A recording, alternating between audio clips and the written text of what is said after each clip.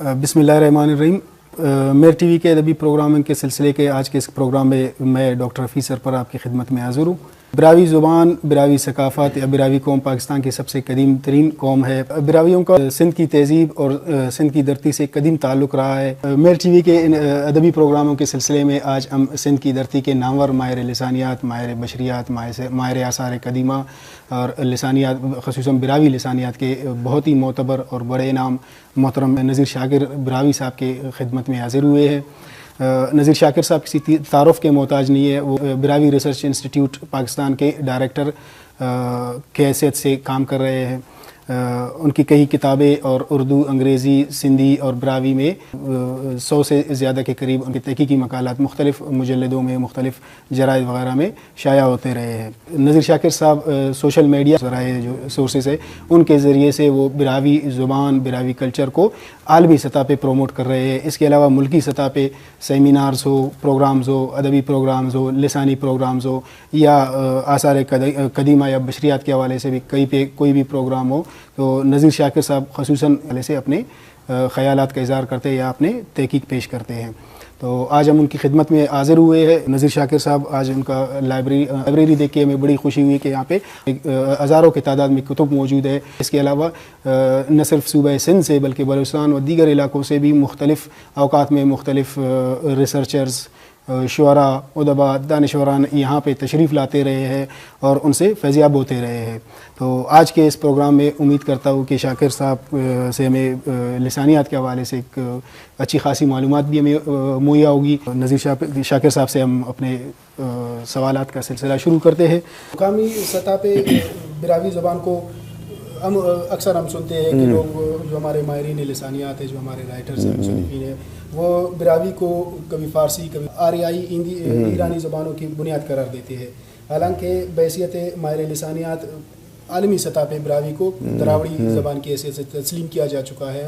بحیثیت براوی کے ماہر لسانیات آپ کے کیا خیالات ہیں اس حوالے سے؟ بسم اللہ الرحمن الرحیم۔ ڈاکٹر حفیظ صاحب، آپ کا اور آپ کے ادارہ میر ٹی وی اور اس کے اسپیشل ٹیم کا میں شکریہ ادا کرتا ہوں کہ انہوں نے مجھے عزت بخشی اور دور دراز علاقے سے یہاں آئے اور مجھے اپنا محفل ضمیر پیش کرنے کا موقع دیا۔ دراصل یہ بات یہ ہے کہ لسانیات اور نسل انتھروپالوجی دو علیحدہ چیزیں ہیں۔ لسانیات کی یہ ہوتی ہے ہسٹوریکل لنگوسٹکس اور کمپریٹیو اسٹڈی، جس میں یہ ہوتا ہے کہ زبان کا اسٹرکچر گرامٹیکل ہوتا ہے، اس میں واکیبلری ہوتا ہے یا مختلف جو چیزیں ہیں ان کا ہم جائزہ لیتے ہیں۔ اس کے بعد جا کر کسی زبان کی بنیاد کے حوالے سے ہم کسی حتمی رائے پہ پہنچتے ہیں۔ جیسا کہ براوی زبان جو ہے ایگنویٹو زبان ہے، اور جو مقامی لیول پہ براوی کو فارسی یا ترکی یا اور دوسری زبانوں سے قرار دیا جاتا ہے یا بلوچی سے اس کی شاخ قرار دی جاتی ہے، وہ ایگنویٹو نہیں ہے بلکہ وہ دوسری آریائی زبانوں کے حیثیت رکھتے ہیں۔ تو دونوں زبانیں جو ہیں وہ لسانی طور پر بالکل علیحدہ ہیں اور دونوں کا تاریخ، واکیبلری، گرامر بالکل علیحدہ ہے۔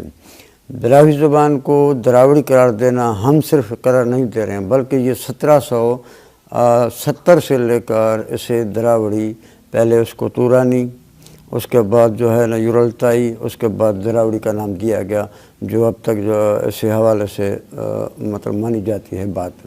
اب جو اگر آپ براوی کی واکیبلری دیکھیں، بیسک واکیبلری جسے کہتے ہیں، جو کسی بھی زبان کی شہرگ ہے، مثال ہم صرف پارٹس آف باڈی جو ہم کریں، پھٹ، جھنڈ، خف، باموس، دوی، جوڑ، دتر، رغ، سل، ہور، یہ ساری چیزیں جتنی بھی ہیں پاکستان کے کسی بھی زبان میں نہیں ملتی۔ تو اس لیے کہ ہم جو لسانی جو اسٹرکچر ہے وہ بالکل علیحدہ ہے، چاہے وہ واکیبلری کے حوالے سے ہو یا گرامٹیکل اسٹرکچر کے حوالے سے ہو۔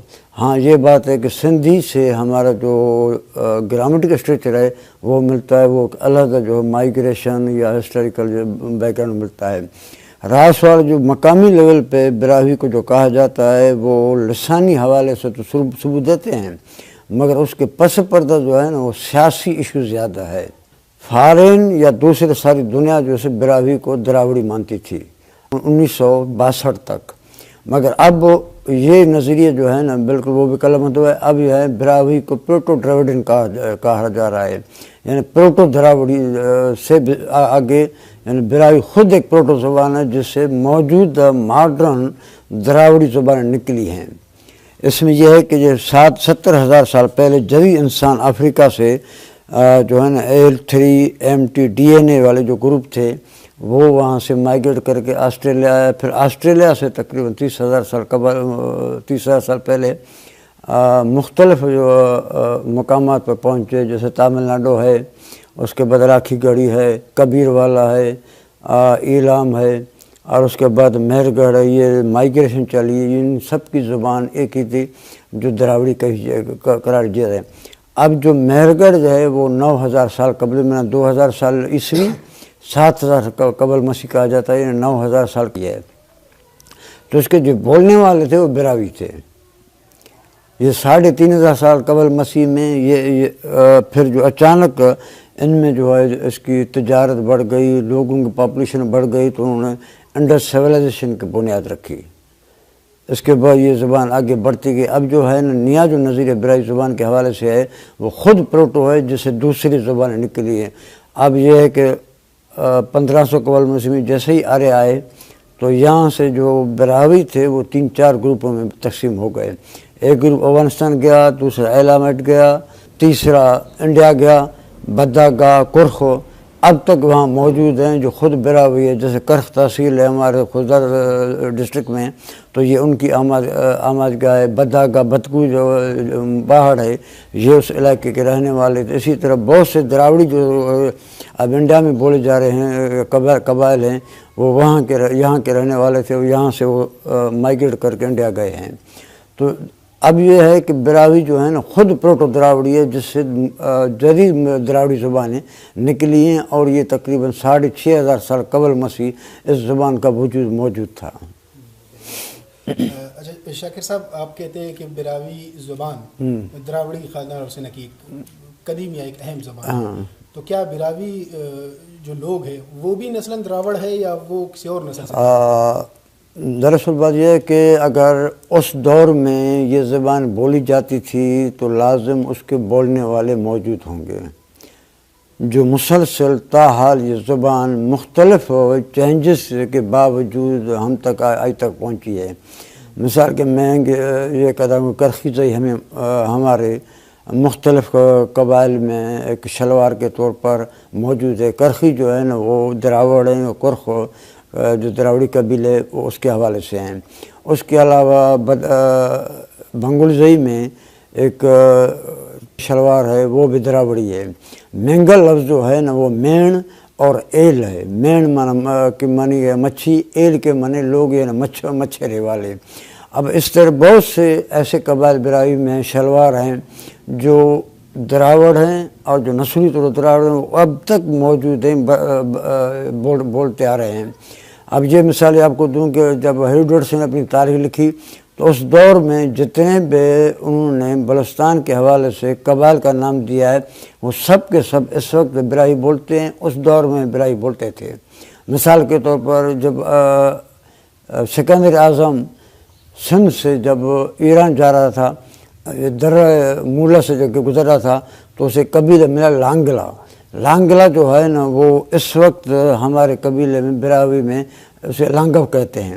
تو بہت سے ایسے قبائل ہیں جو اس وقت موجود ہیں اور براہی بول رہے ہیں.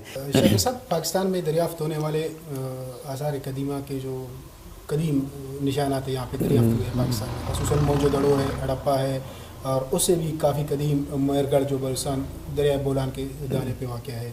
تو ان کے آباد کرنے والے، ان کے سیٹل کرنے والے یا ان تہذیبوں کو بنانے والے کون سے لوگ تھے بولی جاتی؟ مہر گڑھ کو پہلے نیگراٹ قبائل نے آباد کیا. اس کے بعد افریقی نسل آئے جو جس سے دراوڑی زبان بولنے والے تھے. ان کے اتصال سے ایک نیا جو دراوڑی نسل ہے وہ بنا جسے ہم آج براوی کہتے ہیں. براوی لفظ جو خود ہے وہ کوئی بڑا کوئی ہے. اس کے معنی ہے کہ شمال ماؤنٹینئر کے لوگ ہیں. اب اس کے بعد جب یہ 3,500 میں اس کی پاپولیشن بڑھ گئی تو انہوں نے سندھ جو موجودہ سندھ ہے اس میں جو ہے نا مائیگریشن انہوں نے کی، دریا کا رخ کیا، مونج، دڑو، ہڑپا اور مختلف جو آثارات ہیں ان کی بنیاد رکھی۔ اس کے بعد جب آریہ یہاں پہنچے تو یہ مائیگریشن کر کے 3-4 گروپ میں بٹ گئے۔ اب یہ جو لوگ ہیں سندھی یا براوی، یہ نسلاً اور لسانی طور پر ایک ہی وجود رکھتے ہیں۔ اس کا جو ہے نا آسکو پرپولا نے واضح طور پر کہا کہ سندھی جو ہے وہ شمالی مشرقی زبان دراوڑی ہے۔ اب شمال مشرقی 1962 تک براوی کو بھی شمال مشرقی زبان قرار دیا جا رہا تھا، تو اس کے معنی ہے کہ دونوں زبان ایک ہے، مگر اب جو ہے نیا نظریہ یہ ہے کہ دراوڑی جو ہے نا وہ جدید دراوڑی زبانوں کی ماں ہے، تو اسی طرح سندھی بھی اسی میں شامل ہے۔ GR ہنٹر نے واضح طور پر یہ کہا کہ اگر مونج دڑو کی زبان کے جو لوگ تھے وہ براوی کے آبا و اجداد تھے اور وہ براوی زبان ہی بولتے تھے۔ اس کے بعد آسکو پرپولا ہیں، مختلف اور دوسرے ہیں، میرو پرگی ہیں، اور مختلف جو ماہر لسانیات ہیں، آرکالوجسٹ ہیں، انہوں نے واضح طور پر یہ کہا ہے کہ پاکستان کی جو پہلی زبان ہے جو بولی جاتی تھی سرزمین پر وہ براوی ہے، براوی کے سوا اور کوئی نہیں ہے۔ اچھا شاکر صاحب، لسانیات کے علاوہ آپ تاریخ، خصوصاً براوی تاریخ پہ بھی کافی گہری نظر رکھتے ہیں، تو براویوں کی ابتدا چونکہ زمانہ قدیم سے کب کیسے ہوئی وہ تو تاریخ کے مطلب گرد اس پہ پڑے ہوئے ہیں، وہ ابھی تک واضح نہیں ہے وہ چیزیں۔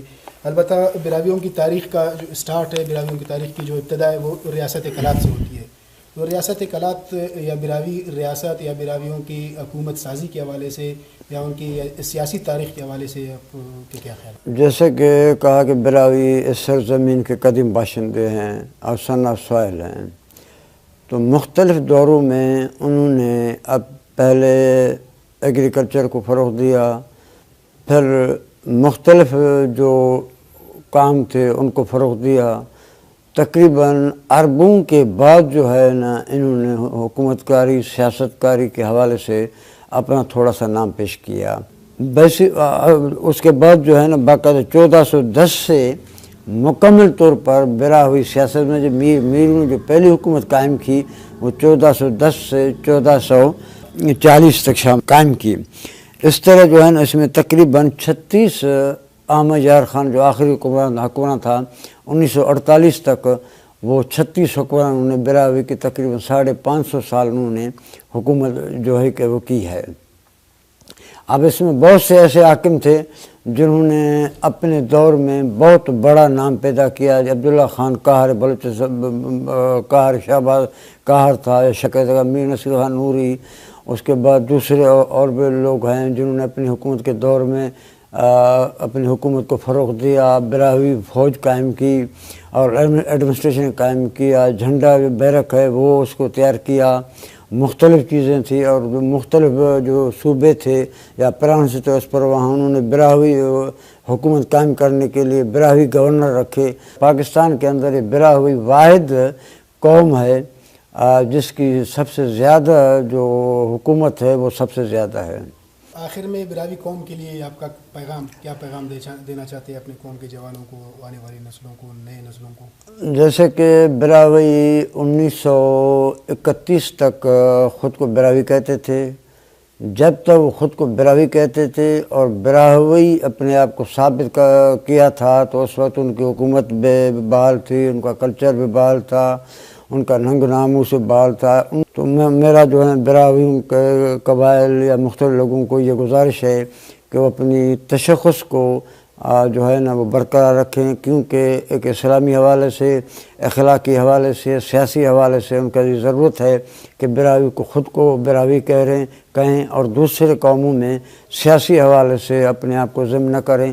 یہ ایک بہت بڑی قوم ہے اور قدیم قوم ہے جس سے یہ اپنے آپ کو ثابت کرنے کی ضرورت نہیں، ہر تاریخ اس میں موجود ہے، کلچر اس میں موجود ہے۔ ہمارا جو کلچر ہے وہ ماؤنٹینئر کلچر ہے، اور دوسرے جس میں وہ خود کو ضم کر رہے ہیں اس کا کلچر جو ہے نا ایرانی کلچر ہے، اس سے ہمارا کوئی تضاد ہی نہیں ہے اور اس سے بالکل ہم علیحدہ ہیں۔